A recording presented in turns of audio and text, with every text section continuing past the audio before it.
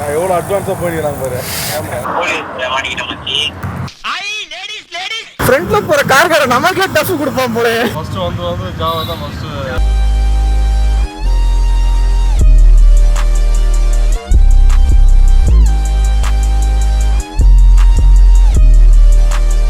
So hey guys, நான் அவங்க பைக்லெஸ் biker. So இந்த வீடியோ வந்து ஜாவா பாபர் 42 தான் நம்ம பார்க்க போகிறோம். ஸோ இப்போ நான் உள்ளே போயிட்டு உங்களுக்கு vlog ஸ்டார்ட் பண்ணுறேன். இன்னும் வாயில் துணி மாட்டிக்கிட்டே இருக்கு. நான் இது வரைக்கும் பாபர் ஓட்டினது கைஸ். ஜாவா பெராக் தான் நம்ம ஓட்டியிருக்கோம். இதுக்கும் என்ன டிஃப்ரென்ஸ் இருக்குன்னு ஓட்டி பார்த்துட்டு நான் சொல்கிறேன். அண்ட் ப்ரைஸ் டிஃப்ரென்ஸ் எதுவுமே எனக்கு தெரியல. ஸ்பெக்ஸ் மட்டும் தான் எனக்கு தெரியும். ஃபர்ஸ்ட்டு இதுக்குள்ளே கூட்டமாக இருக்கக்கூடாதுன்னு நினச்சேன். கூட்டமாக தான் இருக்குது. என்னடா இது இவ்வளோ வண்டி போகுது உள்ள டக்கத்துலானுக்குள்ள. நம்ம அங்கே தான் லாஸ்ட்டாக தான் வீடியோவே எடுக்க போகிறோம். முதுகுல குத்திட்டு இல்ல முதுகுல குத்திட்டு இல்ல. Oh my god. நான் அங்க வரட்டா டக்கத்லான் கிட்ட. ஓகே வாங்க நம்ம இங்கேருந்து என்ன பண்ணலாம்னு முதல்ல பிளான் பண்ணலாம். A few moments later.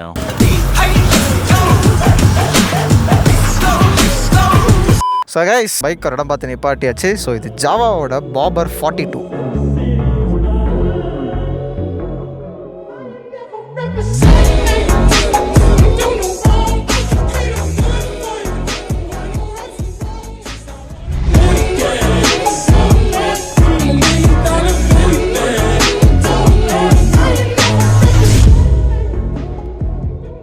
First இந்த பைக்கோட லுக்லேருந்து பார்த்துடலாம். ஆக்சுவலி இவங்க வந்து பெராக்லேருந்து ரொம்ப இம்ப்ரூவ் பண்ணியிருக்காங்க. இந்த பாபர்ன்ற அந்த ஸ்டைலுக்கு ஆக்சுவலாக நிறைய பண்ணியிருக்காங்க. நான் அதுக்கு முன்னாடி உங்களுக்கு பாபர்னா என்னன்னு உங்களுக்கு எக்ஸ்பிளைன் பண்ணிடுறேன். பாபர்னா என்ன மாதிரியான பைக்ஸாக இருக்கும்னு பார்த்தீங்கன்னா, ஒரு நார்மல் பைக், ஒரு க்ரூசர் பைக்கோ எந்த பைக்கோ இருக்குன்னு வச்சுக்கோங்களேன். அதோட மட்கார்டை கட் பண்ணி சின்னதாக்குறது, அண்ட் பின்னாடியுமே சின்னதாக்கிடுவாங்க. இந்த ஹெட்லாம்ப் இதுமாதிரி சின்னதாக போடுறது, டயர்ஸ் நல்லா பல்கியராக போடுவாங்க. வெயிட்ஸ்லாம் எவ்வளோ ரிமூவ் பண்ண முடியும் அவ்வளோ ரிமூவ் பண்ணுவாங்க. ஹேண்டில் பார் கொஞ்சம் ரைஸாக இருக்கும். இந்த பாடி பெருசாக இருக்கிறவங்கலாம் ஓட்டினாங்கன்னு வச்சுக்கோங்களேன். அந்த ரக்கடான லுக் தரதுக்கு தான் இந்த பாபர் பைக்ஸோட ஆக்சுவல் மீன் அவங்க அப்படி தான் பண்ணாங்க. ஸோ இதில் சாப்பர்னு இன்னொன்று இருக்கும், நீங்கள் கேள்விப்பட்டிருப்பீங்க. எல்லாருமே இவ்வளோ தூரத்துக்கு வச்சிருப்பாங்க. சாப்பர்லாம் ஒன்லி ஃபார் ஸ்டைலுக்கு தான். இது வந்து ஸ்டைல் ப்ளஸ் பர்ஃபார்மன்ஸுக்கு தான் பாபர். சாப்பர் பார்த்தீங்கன்னா ஃபுல் அண்ட் ஃபுல் லுக்கு மட்டும் தான். கண்ணா பின்னான்னு இருக்கும். உங்களுக்கு ஃப்ரேமே கட் பண்ணுவாங்க. அதுக்கு ஃப்ரேம் கட் பண்ணி மாற்றுவாங்க. இதுக்கு ஃப்ரேம்லாம் மாற்ற மாட்டாங்க. லைக் நான் சொன்ன மாதிரி இதுதான் மாற்றுவாங்க பாபர்ஸ் பொறுத்த வரைக்கும். இதில் ஒளிஞ்சிருக்கிற பியூட்டியை வெளியே கொண்டு வந்தாகணும். இது அப்படியே தலை கீழே மாத்தினா நல்லா இருக்கும். Wow. Man, you just nailed it, guys. பார்த்தவொடனே பிடிச்சது என்னென்னு பார்த்தீங்கன்னா, அப்படியே ஹார்லிலேருந்து இந்த ஹெட்லாம்ப் இந்த வாட்டி வந்து காப்பி பண்ணியிருக்காங்க, இன்ஸ்பயர் பண்ணியிருக்காங்கன்னு சொல்லணும். நாதாரித்தனம் பண்ணாலும் நாசுக்கா பண்ணணும்டா. அண்ட் டயருமே பார்த்தீங்கன்னா பல்கியராக இருக்குது. ரியர் டயர் பார்த்தீங்கன்னா 140/70 செக்ஷன் டயர்ஸ் கொடுத்துருக்காங்க. நல்லா நல்லா இருக்குது. ஆனால் அது ஒரு நல்லா இருக்குது, என்னன்னு சொல்ல தெரியல. கொஞ்சம் பைக் லுக் நல்லா எடுத்து காட்டுது. அண்ட் ஃப்ரண்ட்டில் பார்த்தீங்கன்னா உங்களுக்கு வந்து 100/90 செக்ஷன் டயர்ஸ் காட்டு தானே, கரெக்டாக சொல்லியிருக்கேன். ஃப்ரண்ட்டில் பார்த்தீங்கன்னா உங்களுக்கு 18 இன்ச் அலாய்ஸு, ரியரில் பார்த்தீங்கன்னா உங்களுக்கு 17 இன்ச் அலாய்ஸு. அதான் உங்களுக்கு ஃப்ரண்ட்டு கொஞ்சம் தூக்கலாக இருக்குது. உண்மையிலேயே ரொம்ப பெருசா தான்ப்பா இருக்கு. பேக் கொஞ்சம் சின்னதாக இருக்குது. ஸோ மற்றபடி உங்களுக்கு லுக்கில் பார்க்கும்போது பெராக்கில் பார்க்குற மாதிரினா அதே ஒரு சிமிலர் லுக்கு தான். கொஞ்சம் மாறி இருக்குது. எப்படின்னா ஒரு கேஃபே ரேசர்க்கில் இந்த இடத்துல லாக் பண்ணுற மாதிரி இருப்பாங்கல்ல, அதை லாக் பண்ணி வச்சுக்கிறதுக்கு உங்களுக்கு ரப்பர் கொடுத்துருக்காங்க கிரிப்புக்கு. அண்ட் சிங்கிள் சீட் அதே மாதிரி தான் கொடுத்துருக்காங்க. ஆனால் இந்த வாட்டி கொஞ்சம் பேக் சப்போர்ட்டுக்கு இப்படி ஏறி இருக்குது. இப்போ இந்த ஏரியா வந்து அப்படியே பெராக்கில் இருக்க மாதிரி தான். அண்ட் சஸ்பென்ஷனுமே நம்ம பெராக் பண்ணும்போது சொல்லியிருப்போம், இந்த மாதிரி சைடாக மவுண்ட் ஆனதுனால எனக்கு தெரியல அதோட சஸ்பென்ஷன் எப்படி ஒர்க் ஆகுது நம்ம சொல்லியிருப்போம். அதில் ஹார்டாக தான் இருந்துச்சு. இது நான் இப்போ வரும்போது ஓட்டிட்டு வந்தேன், ஹார்டாக தான் இருக்குது. ஆனால் இந்த பைக்கோட ஒரிஜினல் மீன் வந்து நீங்கள் சிட்டிக்குள்ளே கம்மிட் பண்ணுறதுக்கு அதுக்காக கிடையாது. பாபர் பைக்ஸ் வந்து பர்ஃபார்மன்ஸ் ஓரியன்ட் இந்த மாதிரி இருக்கிறதுனால அவங்க அந்த டைமில் யூஸ் பண்ண எல்லாத்துக்குமே பார்த்தீங்கன்னா மெயினாக அந்த ஒரு லுக்குக்காக தான். அது வேணும்னே அந்த மாதிரி பண்ணணும் அப்படின்னு பண்ணி ஓட்டுறதுக்காக தான் பண்ணாங்க. ஸோ அந்த மாதிரி பைக்ஸில் வந்து ஆக்சுவலாக லுக்கு இப்படி இருக்கணும்னா அதை இந்த மாதிரி சில காம்ப்ரமைஸில் நீங்கள் பண்ணி தான் ஆகணும். இப்போ இதுக்கு வந்து நீங்கள் மோனோஷாக் வச்சிங்கன்னா அந்த சீட் வந்து உங்களுக்கு இப்படி இருக்கிற மாதிரி இருக்காது. சைடாக வைக்கணும்னா அப்போ இந்த மாதிரி காம்ப்ரமைசஸ்லாம் பண்ணி தான் ஆகணும். சாஃப்ட் பண்ணாலும் உங்களுக்கு ரொம்ப மூவ்மெண்ட் மேலே போயிட்டு வரும். ஸோ அந்த மாதிரி நடக்கும். 7 ஸ்டெப்ஸ் அட்ஜஸ்டபிள் ப்ரீலோடு தான் மூவ் ஆகுது.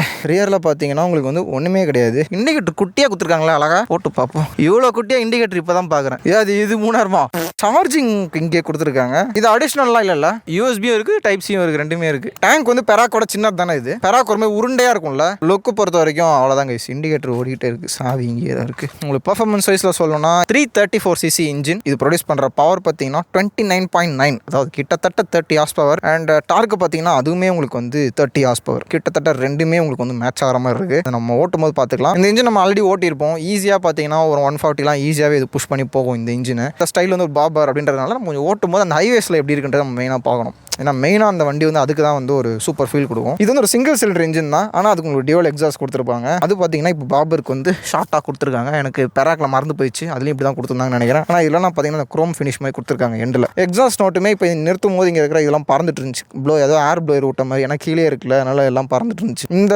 பார் அண்ட் மிரர்ஸ் வந்து இப்போ கீழே போட்டதால என்னென்னு பார்த்தீங்கன்னா திருப்பும் போதெல்லாம் என் காலிலே வந்து இடிச்சிட்டு இருந்துச்சு. அட்ஜஸ்ட் பண்ணி இப்படி மாற்றிக்கலாமோ? ஓ அதான் ஆடுதா. இந்த இன்ஸ்ட்ருமெண்ட் கிளஸ்டர் தான் இப்போ இருக்கிற புது ஜாவாவில் எல்லாத்துக்குமே கொடுத்துட்ருக்காங்க. நீங்கள் ஜாவா 42 எடுத்தாலும் சரி, பெராக்கு கொடுக்குறாங்கன்னு தெரில, அது மண்டவோடே டிஃப்ரெண்ட்டாக தானே வந்துச்சு. ஆமாம், அந்த மாதிரியான ஒரு மாடல் கொடுத்துருந்தாங்க. 42 சீரிஸ்னு இதுக்கு இதை கொடுத்துறாங்கன்னு நினைக்கிறேன். எஸ்டியில் ரோட்ஸ்டர் அதோட. ஓ ஓகே, எல்லாம் ஒன்று தானே, ஒரே கூட்டு கிழவாணிகள். சர்வீஸ்ன்றப்போ ஓடி போயிடுவானுங்க. உண்மைதான், நான் டைம் ஸ்லோவில் படித்தேன். இப்போ இதெல்லாம் வந்து டிஃப்ரெண்ட்டாக இருந்துச்சு எனக்கு அன்றைக்கி பார்க்கும்போது. முன்னாடி மோடுன்னு நினச்சேன், ஆனால் இவங்க மோடுனா எதை வந்து மீன் பண்ணுறாங்கன்னா அந்த ஓடோமீட்ரு ட்ரிப்பு. ரொம்ப எக்ஸைட்டாக இருந்தேன். இது என்ன ஸ்போர்ட் மோடு மேனுவல் மோடு பார்த்தா டைம் மாத்திரம் பையா இதில் சர்வீஸ் சென்டரில். இப்போ எஸ்லாம் ஒர்க்கே ஆகலை. அது ஆக்சுவலாக எதுக்கு எஸ் வந்து எதுக்குன்னே தெரில, எதுவுமே மாற மாட்டேங்குது. சின்ன பசங்களாம் கேட்டா நிறைய மோட் இருக்குடா, அண்ணன் வண்டிலாம் யாருக்கிட்டையுமே இருக்காது. அண்ணன் இப்போ நாங்கள் இருக்கோம், இத்தனை பேர் இருக்கோம்லனே. இல்லை எனக்கு தெரில, யாராவது பார்த்தீங்கன்னா சொல்லுங்க, எங்களுக்கு சத்தியமாக தெரில. ரைட் ஸ்டாண்டு நினைக்கிறேன் ப்ரோ. ஒரு அளவுக்கு மேலே பண்ணாங்க. ஹேண்டில் பார் பார்த்தீங்கன்னா அந்த நான் சொன்னல அந்த பாபருக்கு ஏற்ற மாதிரி கொஞ்சம் ரைஸ்டாக கொடுத்துருக்காங்க, உங்களுக்கு நல்லா தெரியும்னு நினைக்கிறேன். இதோட ப்ரைஸ் பார்த்தீங்கன்னா 2 lakh நீங்கள் எடுக்கும்போது எவ்வளோ 80,000 கிட்டத்தட்ட 2.8 lakhs இவர் எடுக்கும்போது. இப்போ மேபி ஒரு 10,000 ஏறி இருக்கலாம், 5,000. ஓகே, ஸோ 5,000 ஏறி இருக்கலாங்க, தாராளமாக நம்பலாம் எங்களை. Okay, fuel capacity 13 14 mileage check பண்ணலன்னா 20 தரும், 20-25 குள்ள தான். அதுக்குள்ள கரெக்ட் தான், அது அப்படி தான் தரும். முன்னாடி சீட் பண்ணோம்னா தனியாக 10,000. இது வெளியெல்லாம் பண்ணிட்டு இருந்தாங்கல்ல இதுக்கு முன்னாடி எக்ஸ்ட்ரா சீட்டு. வெளியே எவ்வளோ கேட்டாங்க? வெளியே அவன் 7,000 போட்டான் புதுப்பேட்டையில். கொஞ்ச நாள் என்ன ஆச்சுன்னா இந்த வெயிட் இங்கே வர இதுக்கு எதுவுமே இதுவே இல்லை ப்ரோ. நான் சொன்னேன்ல, இப்போ கூட சொன்னேன்னு நினைக்கிறேன். புரியுது. பண்ணியிருக்கான் முன்னாடி இது சீட்டில் வச்சுட்டானா. ஆமாடா மச்சான், நல்லா ஞாபகம் வச்சிருக்கடா. ஆமா கைஸ், முன்னாடி பிரேக் லைட் வந்து இங்கே வச்சிருப்பானுங்க பெராக்கில், அதை எடுத்து இப்போ எல்லாம் இங்கே வச்சுட்டாங்க. யாராங்க இலையை தூக்கி போட்டு விளாட்றாங்க. வாழ்க்கை நம்ம கூட விளையாடு. அது ரொம்ப நாளாக விளையாடிட்டு தான் இருக்கு. என்ன நல்ல தர்மடியா. இங்கேருந்து இந்த இடத்த பார்க்கும்போது ஏதோ உள்ளே போய் உட்காந்துலாம் போல இருக்குது. நல்லா இடம் பெருசாக இருக்குது. இல்லை அந்த மாதிரி வீதியாக இருக்குது. இதை இன்னும் வரைக்கும் சைடில் கொடுத்துட்ருக்கானுங்க. அதுதான் எனக்கு ரொம்பவே சுத்தமாக பிடிக்க மாட்டேங்குது. நீங்கள் வண்டி வாங்கிட்டு போய் சைட் லாக் எப்படி போகிறதுன்னு ஃபோன் பண்ணி கேட்குறான். எங்கே மறைஞ்சிருக்கும்னு நினைக்கிறேன்ல. காட்டுங்க. இங்கே இருக்குது ஹசார்ட். நான் சொல்ல மறந்துட்டேன். இங்கே இருக்குது பார்த்தீங்களா, இந்த மாத்துண்டு சுவிட்சு. அந்த ஒரு கிளிக்கே இல்லை, எப்போ ஆனு எப்போ ஆஃப்னே தெரிய மாட்டேங்குது. ஓட்டிட்டு ரிவ்யூ சொல்கிறேன்.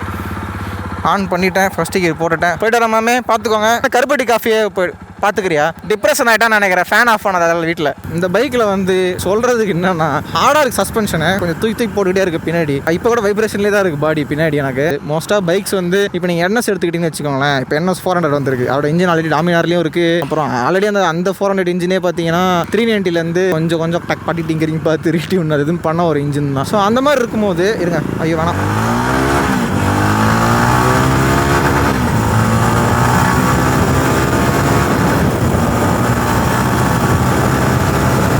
ஓகே, கொஞ்சம் ஸ்பீடு போய் பார்த்தாங்க. ஃப்ரண்ட் பிரேக் நல்லா தான் பிடிக்குது. என்ன சொல்லிட்டு இருந்தேன்னா, இப்போ வந்து ஒரே இன்ஜின் வந்து எல்லாத்துலையும் யூஸ் பண்ணுவாங்க. நீங்கள் பார்த்துக்கிங்களா, இப்போ டியூக்காக இருக்கட்டும் பஜாஜாக இருக்கட்டும், ரெண்டுமே வந்து கொலாபில் அந்த இன்ஜின்ஸ் வந்து எல்லாமே அவங்களுக்கு யூஸ் பண்ணிக்கலான்றதுக்கப்போ மாடல் மட்டும் தான் மாறுமே தவிர இன்ஜின் அதே தான் இருக்கும். நீங்கள் வந்து ராயல் என்ஃபீல்டில் பார்த்தீங்கன்னா அதே கதை தான். இதெல்லாம் பண்ணுறதுக்கு என்னென்னா, புது இன்ஜின் பண்ணணும்னா அதுக்கு R&D செலவு பண்ணணும். இப்போ ஆல்ரெடி ராயல் என்ஃபீல்டு வந்து அதை சொதப்பிட்டாங்க. புதுசாக வந்த ஹிமாலயன் பார்த்தீங்கன்னா ஏகப்பட்ட ப்ராப்ளம்ஸ் ஷோரூமில் வருதான். ஹெட்டு ப்ராப்ளம் அது இதுன்னு என்னென்னமோ சொல்கிறாங்க. 2 வாட்டி வாரண்டியில் கவர் பண்ணி மாற்றிருக்கா கூட என் ஃப்ரெண்டு சொல்லிட்டு இருக்காரு. அதுக்கே பார்த்தீங்கன்னா R&D சரி கிடையாது. ஆனால் அதுக்கே 2 வருஷம் டைம் எடுத்துக்கிறான்னு நினைக்கிறேன். அவ்வளோ இன்வெஸ்ட் பண்ணியுமே அவங்களால வந்து அதை வந்து ஒழுங்காக பண்ண முடியல. ஸோ அப்படி இருக்கிறப்போ இப்போ புதுசாக இன்னொரு இன்ஜின் கொண்டு வரணும் அப்படின்னு அவங்க வந்து ஒரு பிளான் எடுக்கிறாங்கன்னு வச்சுக்கோங்களேன். 400cc வந்து ட்வின் சிலிண்டர் அந்த மாதிரி ஏதாவது பிளான் பண்ணுறாங்கன்னா அதுக்கு எடுத்துக்கிற டைமில் இருந்து அண்ட் எஃபர்ட்ஸ் வந்து எல்லாமே அதிகம். இப்போ ஒரு பிஸ்னஸாக பார்க்கணும்னா ப்ராஃபிட் தான் பார்க்கணும் அவங்களுக்கு. இங்கே வந்து இப்போ என்ன பண்ணி விட்டாலும் வாங்குவாங்க அப்படின்ற அளவுக்கு ஆயிடுச்சு. அதனால் வந்து அவங்க அதுக்கேற்ற மாதிரி தான் எல்லா ஊரும் போயிட்டு இருக்கு. ஆக்சுவலாக சொல்ல போனால் R&D பண்ணி ரிலீஸ் பண்ணணும் புதுசாக. ஆனால் வந்து அது பிஸ்னஸாக தான் பார்க்குறாங்க எல்லாருமே. அதனால் பார்க்கும்போது காசு எப்படி பார்க்கணுமோ அதுக்கேற்ற மாதிரி எல்லாத்தையும் பார்த்துட்டு போயிடுறாங்க. இப்போ ஏறி பார்ப்போமா.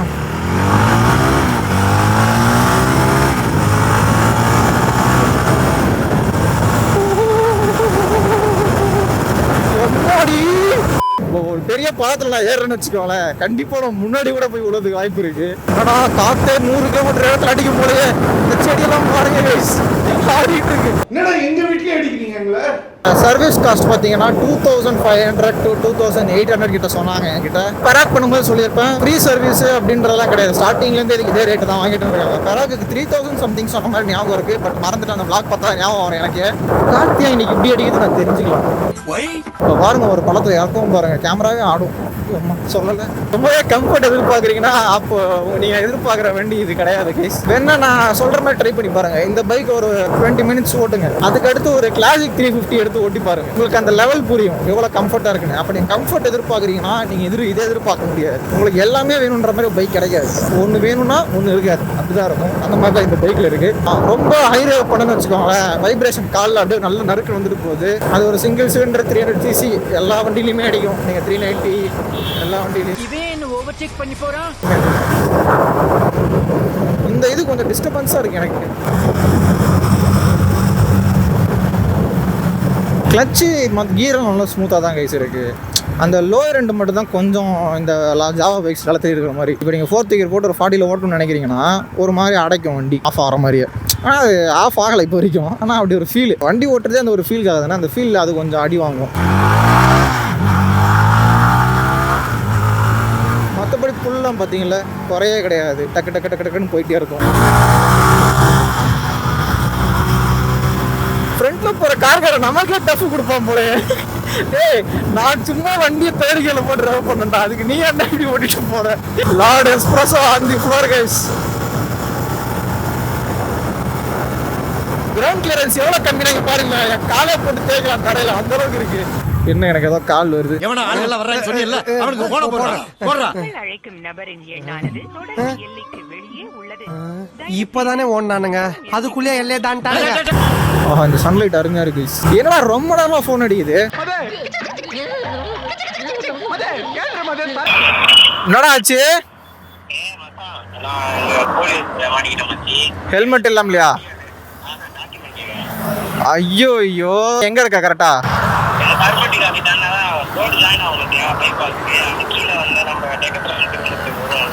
எதுக்குடா அங்கே போனீங்க? கருப்பட்டி காஃபிலே இருக்க வேண்டியதுனடா. அந்த ரோடு தான் போகக்கூடாதுன்னு தெரியும்ல. அங்கே தான் போலீஸ் இருக்காங்கன்னு. சூப்பர் நல்ல வேலை ஆர்சி புக் இருக்கு.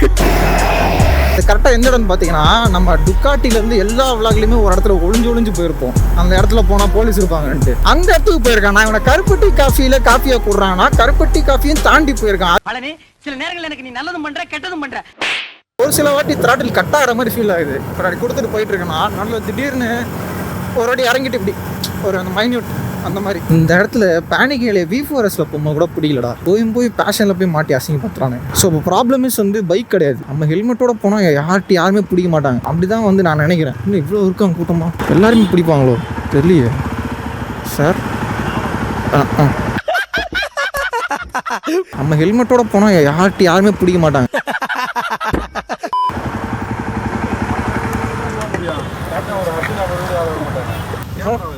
ஆமாம் சார். இல்லை சார் வண்டி வர்றதே இப்படி தான் சார். வண்டி வர்றதே இப்படி தான் சார். இது சும்மா சார் வண்டி வீடியோ எடுக்கிறேன். அப்படிலாம் இல்லை சார். என்ன சார்? ஆமாம் சார். எவ்வளோ அட்வான்ஸாக போயிடலாம் பாரு. கேமரா வச்சுக்கிட்டு கீர் தாங்களா? கீர் வண்டி தான் சார். எவ்வளோ மைலேஜ் என்ன? 20 தருது.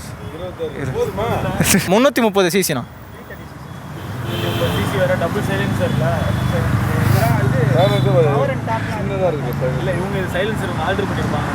ஐயா இந்த எந்த சம்பந்தமும் கிடையாதுயா. இல்லை சார் ஃப்ரெண்டு போயிட்டாங்க ஆல்ரெடி. ஆமாம் இது சும்மா அந்த அட்வான்ஸ் வண்டி மற்ற ஒரு லுக்கு தான் சார். இந்த மாதிரி வண்டிலாம் வந்து ஃபாரின் பிரிட்டிஷ் ஊரில் வந்து கொஞ்சம் ஒரு லுக்குக்காக ஓட்டுவாங்க அந்த மாதிரி.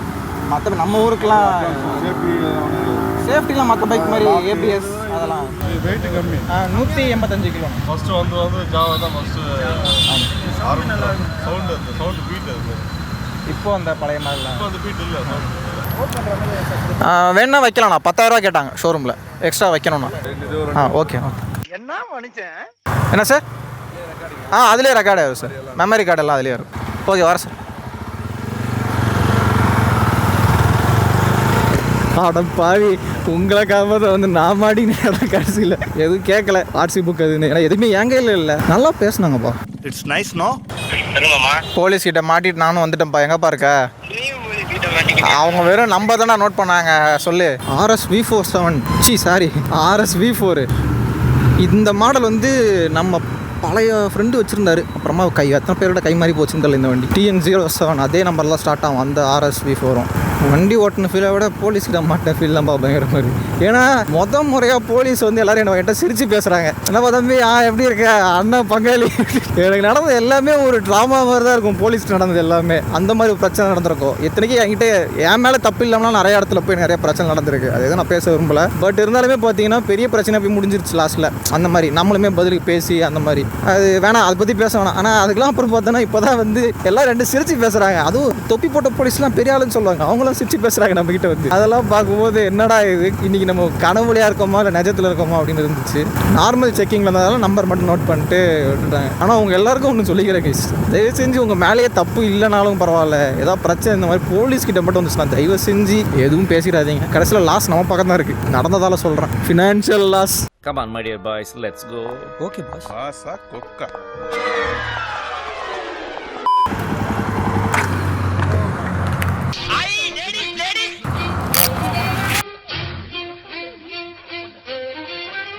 ஹலோ 1 2 3 4 5 6 ஓகே எல்லாம் கேட்குதுன்னு நினைக்கிறேன். ஸோ ஹே கைஸ், நான் அவங்க பைக்கர் மாடியில் நல்லா போய் பேச முடியல கைஸ். அதனால் உட்காந்த இடத்துலேயே ஆடியோ ரெக்கார்ட் பண்ணிக்கிட்டு இருக்கேன். என்னன்னா பைக்கில் வந்து ஒரு 4 விஷயங்கள் சொல்லணும்னு தோணுச்சு. என்னென்னு பார்த்தீங்கன்னா பெராக் அளவுக்கு இதில் எனக்கு அந்த ஒரு புல் தெரியல. லைக் அதில் வந்து சீக்கிரமாக 130 140 போன மாதிரி தெரிஞ்சுது. பட் ஆனால் இப்போ கூட இந்த 2 வீடியோ நான் கம்பேர் பண்ணி பார்க்கும்போது பார்த்தீங்கன்னா அதே புஷ்ஷில் வந்து இது வந்து ஒரு 125 அந்த மாதிரி ஒரு கொஞ்சம் ரொம்ப லீனியராக போன மாதிரியான ஒரு ஃபீல் எனக்கு தெரியுது.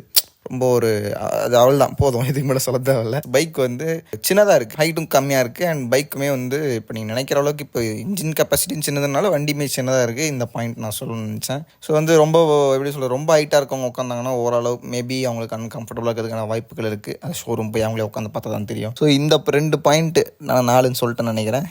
இதை ஆனால் கன்வே பண்ணணும்னு நினச்சேன், இல்லைனா வீடியோ அன்ஃபில் ஒரு மாதிரி இருக்கும். ஸோ அதனால் இதை மட்டும் நான் சொல்லிக்கிறேன் கைஸ். மற்றபடி வேறு ஒன்றும் கிடையாது. வீடியோ முடிஞ்சிருச்சு. அடுத்த வாரமாவது மாடியில் அவுட்ரோ பேசி முடிக்கிறேன். இப்போதைக்கு பை கைஸ்.